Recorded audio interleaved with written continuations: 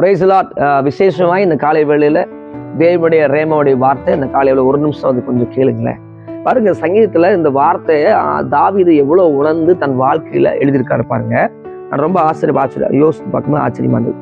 சங்கீதம் 7ஆம் அதிகாரத்துல 1ஆம் வசனம், கர்த்தாவே உண்மையை நம்பியிருக்கிறேன், நான் ஒருபோதும் வெட்கமடியாதபடி செய்யும். தாவீது சொல்றாரு, நான் ஒருபோதும் வெட்கமடியாத நான் செய்யுங்க, எனக்கு நம்ம நம்பியிருக்கிறேன், உண்மை தவிர எனக்கு வேற வழி இல்லை, நீங்க தான் எனக்கு அப்படி சொல்ற அந்த வாழ்க்கையில அவரை கர்த்தரே நம்பியிருக்கிற தாவீதோட வாழ்க்கை. ஏன்னா தாவீது வாழ்க்கையில அநேக உபத்திரங்கள், அவமானங்கள். அதனாலதான் தாவீது சொல்ற, ஆண்டவரே வெட்கமடியாத செய்யுங்க.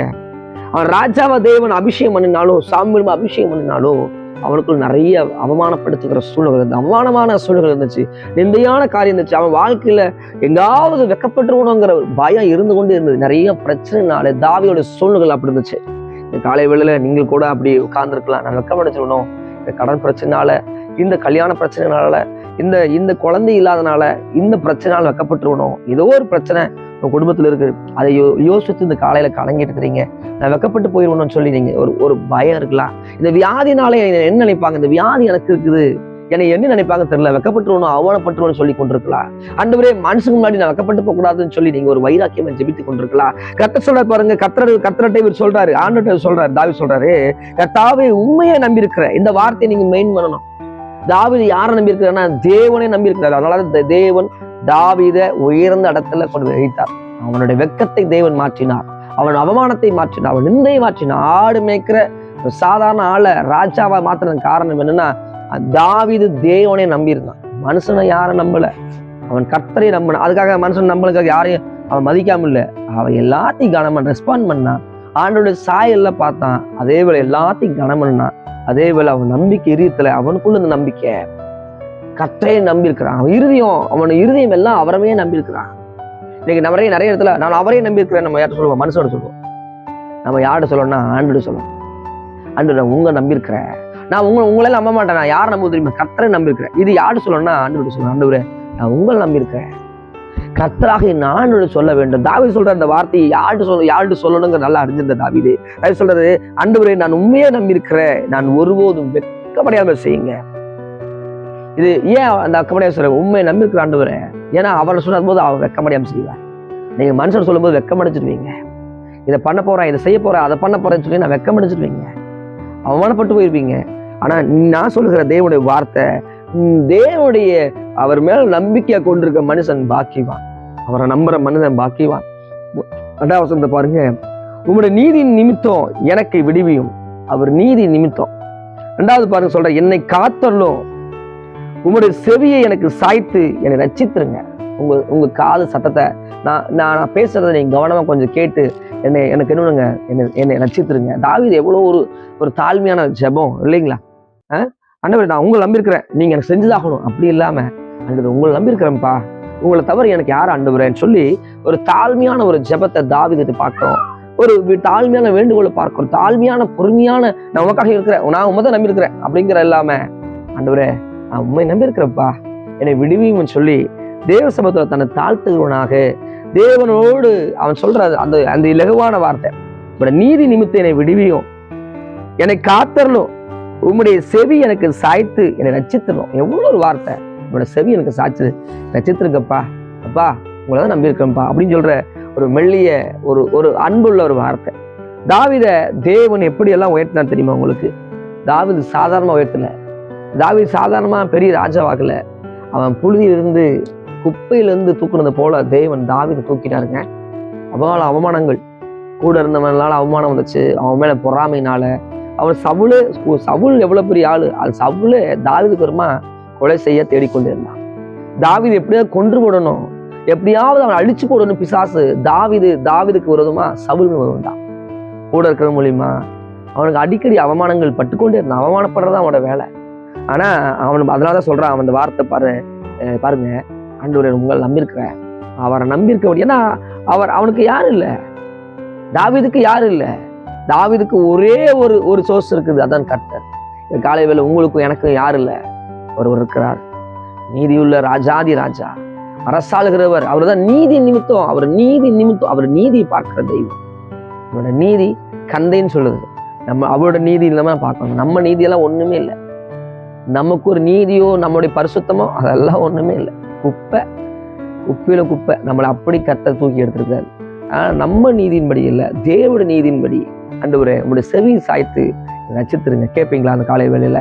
நீங்க அவரே நம்பிருக்கிறீங்கன்னா இந்த வேலையில ஒரு சின்ன ஜெபம் என்னோடு பண்ண போறீங்க, என்னோடு நீங்க ஜெபிக்க போறீங்க. ஜெபம் பண்ணலாமா? ஆண்டவர்கிட்ட கேட்க போறீங்க, ஆண்டவரே நான் வெக்கப்பட்டு போட்டுருவேன், இதுல நான் வெக்கப்பட்டு போகிற மாதிரி இருக்குது, இதுல நான் இப்படி ஆயிடுவேன்னு பயமா இருக்குது எனக்கு. இந்த காலையில நான் உங்கள்கிட்ட சொல்றேன், நான் வெக்கப்படாதபடி எனக்கு செய்யுங்க. எனக்கு உங்களுடைய கரத்தினால ஆழ்வி செய்யுங்க, உங்களோட வார்த்தையினால, உங்களுடைய இரக்கத்தினால எனக்கு செய்யுன்னு சொல்லி நம்ம கேட்போம். ஒரு நீதி நிமித்தம், என் நீதி நிமித்தம் இல்லை. நிறைய பேர் சொல்லுவாங்க, நான் எவ்வளவு உண்மையா இருக்கேன் தெரியுமா ஆண்டவருக்கு முன்னாடி, அப்படி சொல்லுவாங்க. அவங்க உண்மையில கந்த வசனம் சொல்லுது, நம்முடைய பரிசுத்தம் ஒரு நீதி கந்தையா, அவரோட நீதி உன்னதமானது. அவரோட பார்வைக்கு நம்ம அருமையான செய்ய வேண்டும், நம்ம பார்வைக்கு அருமையான செய்ய வேண்டும். அப்போ தாவீது இருதயத்துக்கு ஏற்றவன் சொன்னார்னா, தேவனுடைய இருதயம் எப்படி சொன்னா அவருடைய இருதயம் சந்தோஷப்படும், எப்படி பேசினா, எப்படி அவருக்கு நடந்தா அவருக்கு பிடிக்குங்கிற தாவீது நல்லா அறிஞ்சிருந்தார். ராஜா உயர்த்தினாலும் கர்த்தரையே பாடுகிற வாய், தேவனே புகழ்கிற வாய், எப்போது கர்த்தரையே துதிக்கிற வாய், எப்போது அவரையே துதிக்கிற அந்த நாவு தாவீது. அதனால தாவீது அவ்வளோ மேன்மையா தேவன் உயர்த்தினார். நாவின் வார்த்தை எவ்வளவு மேன்மை இல்லைங்களா? இதுல ஆசீர்வாதத்தை கொண்டு வரலாம், சாபத்தை கொண்டு வரலாம், இது என்ன வேணா கொண்டு வர நாவு. இந்த நாவுக்கு என்ன கிடைக்கும் அப்படின்னா, சாபம் கிடைக்கும், ஆசீர்வாதம் கிடைக்கும். ஆனால் இப்போ இந்த ஆசீர்வாதத்தை நீங்க தேடுறீங்க, இந்த காலை வேளையில உங்க நம்பி இருக்கிறேன், உங்களை விடுவீங்கன்னு சொல்லி நம்ம ஜெபிக்கலாமா? நம்ம நிறைய இடத்துல போற கோவத்துல ஆண்டவர்கிட்ட சொல்லுவோம், ஆண்டவர் உங்களை தான் நம்பி இருக்கிறேன், நீங்க ஏன் அவமானப்படுத்திட்டீங்க அப்படின்னு சொல்லி ஆண்டவர்கிட்டே பேசுவாங்க. ஒரு சகோதரர் சொன்னாங்க, ஏசப்பா அவனை திட்டுவேன் அப்படின்னு சொல்லுவாங்க. நான் சொல்லுவேன், உங்க வீட்டு வேலைக்காரர் அவர் திட்டுருக்கு. கர்த்தர் ராஜாதி ராஜா, இறக்கத்துல ஐஸ்வர்யர். கடவுள்கிட்ட நம்ம யாரும் அப்படி பேச முடியாது. தெய்வம் அன்புள்ளவர் தான், கிருபை உள்ளவர் தான், தகப்பன் தான்.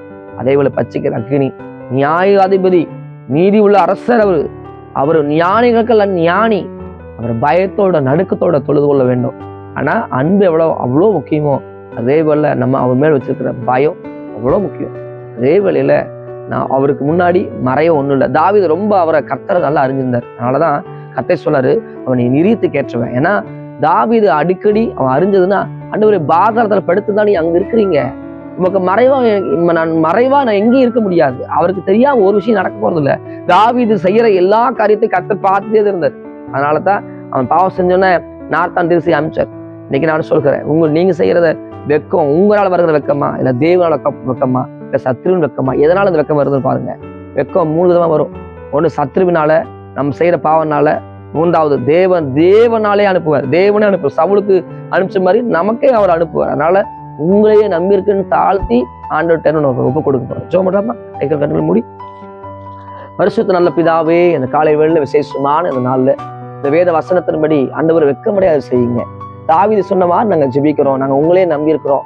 ஆண்டவரே உங்க நீதி நிமித்தம் உங்களோட செவி சாய்த்து எங்க வச்சுருங்கப்பா. இந்த காலையில் இந்த வார்த்தையெல்லாம் யாரெல்லாம் கேட்கிறார்களோ அவர்களுக்கு ஆண்டவரே நான் சொல்லி ஜெபிக்கிறேன், வெட்கமடையாதபடி செய்யுங்க.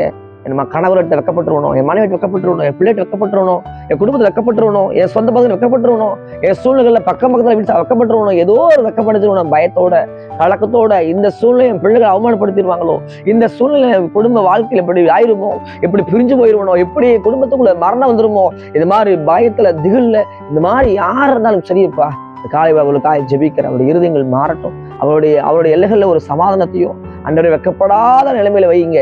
உங்க நாமத்தை மகிமைப்படுத்துங்க.